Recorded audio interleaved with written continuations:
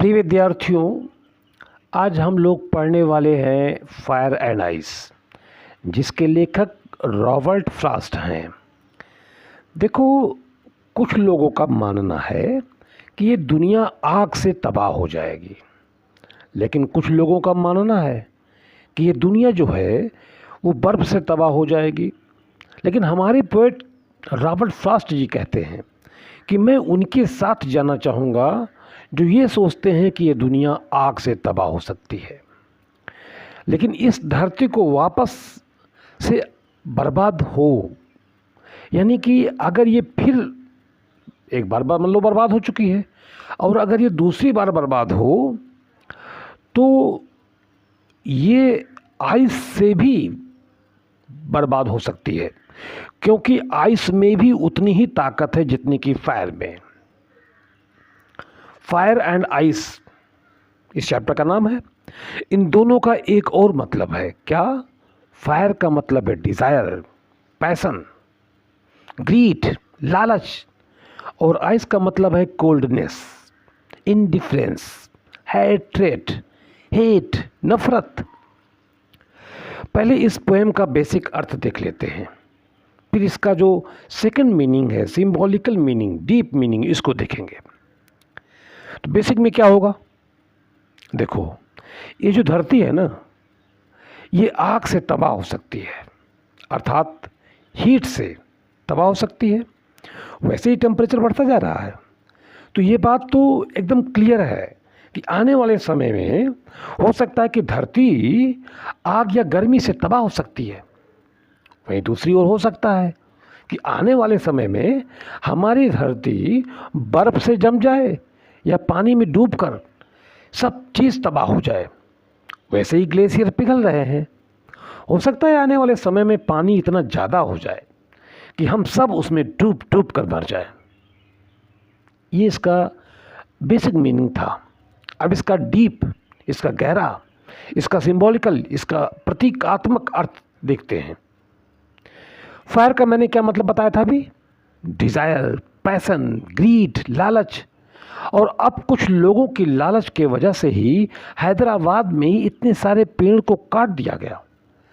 और अब अगर इतने ज़्यादा पेड़ कटते जाएंगे, ऑक्सीजन लेवल कम होगा, गर्मी बढ़ेगी, तो हम लोग बर्बाद हो जाएंगे, मारे जाएंगे। तो पोएट रॉबर्ट फ्रॉस्ट कहीं ना कहीं सही बात बता रहा है। हमारे पोएट रॉबर्ट फ्रॉस्ट बताते हैं कि लालच इस धरती को सचमुच तबाह कर सकती है। ये बात हम लोगों ने देख लिया कि हैदराबाद में जो कुछ भी हुआ, ये क्यों हुआ? ये लालच की वजह से ही हुआ। लालच क्या है? फायर है, आग है। दूसरी ओर नफरत से भी, अब आइस की बात करते हैं। आइस मीन्स नफरत, हेट, हेट्रेट। ये दुनिया तबाह हो जाएगी। हम लोगों के अंदर एक दूसरे के प्रति इतनी नफरत हो गई है कि हम उसको बर्बाद करने के लिए किसी भी हद तक जा सकते हैं। कहते हैं मैं उसको बर्बाद करना चाहता हूँ, वो मुझे बर्बाद करना चाहता है।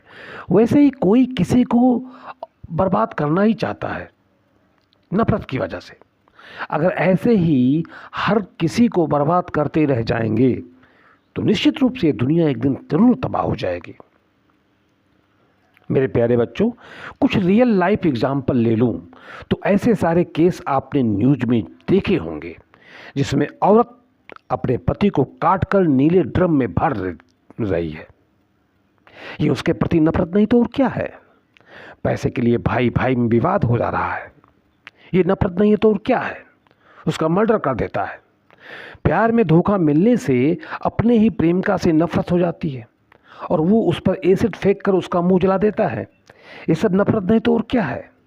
ऐसे ही एक इंसान दूसरे इंसान को मारते जा रहा है। रॉबर्ट फ्रॉस्ट ने कहीं ना कहीं बिल्कुल सही कहा है कि या तो ये दुनिया डिजायर से, पैशन से या लालच के कारण तबाह हो सकती है, या सचमुच में नफरत के कारण बर्बाद हो सकती है। एक इंसान लालच के चक्कर में दूसरी इंसान को मार देता है, नफरत के चक्कर में ड्रम में काट कर भर देता है। वही अगर हम प्रकृति, नेचर के परिप्रेक्ष्य में, पर्सपेक्टिव में देखें तो टेम्परेचर इतना ज़्यादा हाई होता जा रहा है कि दिल्ली जैसे शहरों में रहना मुश्किल हो गया है। ग्लेशियर पिघल रहे हैं, पेड़ पौधों को काटा जा रहा है, ठंड में इतनी ज़्यादा ठंड पड़ती है कि ऐसा लगता है कि अब बस जम ही जाएगा। हम लोग नेचर से और प्रकृति से इंसान की भावनाओं के साथ खेल रहे हैं और ये दुनिया सचमुच में कहीं ना कहीं तबाह हो जाएगी। ये इसका डीप सिंबॉलिकल मीनिंग था। इसके पोएटिक डिवाइस के बारे में हम नेक्स्ट वीडियो में चर्चा करेंगे।